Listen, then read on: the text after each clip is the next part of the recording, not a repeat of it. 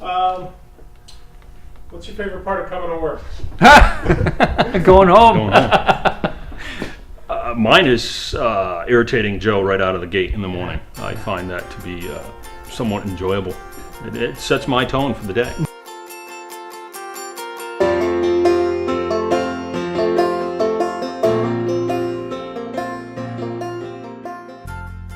What we're gonna do now is we're gonna head down. I left some older streets from yesterday to do today, and right now we're doing main surveys, and we do a third of the system each year, and we're in Portsmouth right now. I think I went ahead and did the plastic yesterday. I'm gonna try to keep us in the older parts, just so if we do have a leak, regardless of the grade, you guys can see what the steps are. My father's a retired Maine State Trooper, and I don't think my mother had a job except taking care of me and my sister. And I bet if you'd asked them, that was a full-time job. I know, coming right out of the military, I mean, I never thought I'd get into a union and a utility. I mean, that was back in the day. I mean, that was unheard of. I mean, it was a great thing. The first few years of being on service call, I probably missed at least 5 Christmases with my kids. Them being infants and toddlers just because of work. I mean, it is the nature of what we do. You know, the calls in the middle of the night, leaving the house 2 o'clock in the morning and in a snowstorm and not coming back probably till 2 o'clock in the afternoon the next day. It's something that you learn to live with over time, and everybody understands. Not necessarily like it. Right. We just monitor the gas system, running the streets, running main, making sure the integrity of the system is okay, checking for leaks. He has a vehicle with a unit that detects underground gas leaks. We use a laser methane detector to detect any underground gas leaks that we have. And Chris's job is to go out daily to monitor the system in certain areas that we have. He also does leak resurveys that we've repaired. He'll go back to recheck them. He'll do customer complaints. If there's a leak out in the street and the customer's complaining, he'll respond to that, and also emergency response. Wasn't a big fan of technology, but as time has gone on, this is really nice to have. I can see exactly where the main starts and stops, the main is, what type of main it is. Yeah, we're gonna have to get out here. We were here this winter.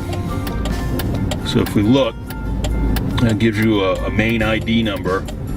It's 2-inch bare steel, and it was put in 1911. When we come into the leak area, the machine will go off, and as we're leaving the leak area, the readings will stop dropping down. So what you typically do is when you're coming through and you hear the alarm or you see the numbers going up, you just pick a spot, reference point. I would say like this door to number 40, and we should go through it.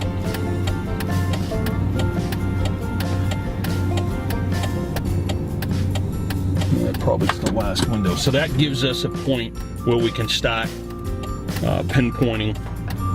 One of the things we look at too is that, all right, we've gone down this road, but this is wall-to-wall pavement. So if we have a leak here, where's it gonna vent? It's gonna be hard to go through the pavement. So we gotta worry about whether it's going to the buildings.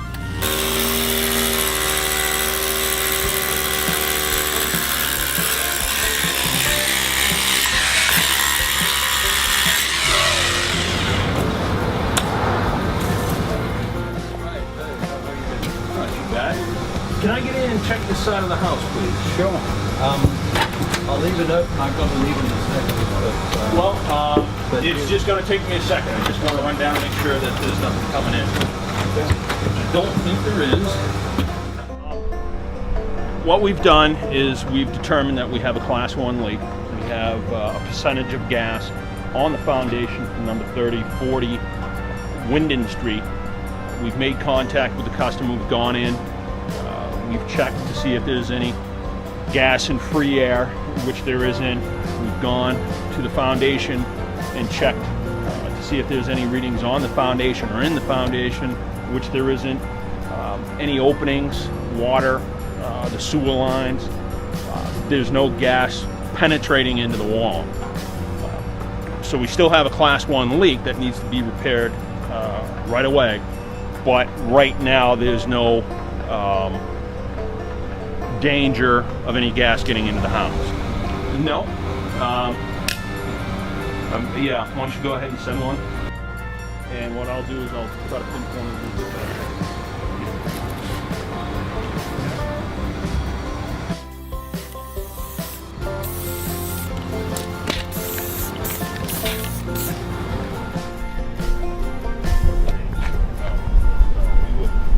My job is the project leader, damage prevention, dig safe. Chris is very good at what he does. He told me what he had.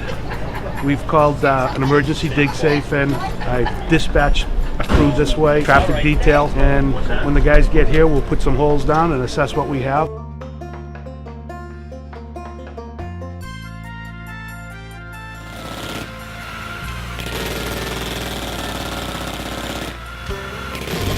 I do miss fixing them.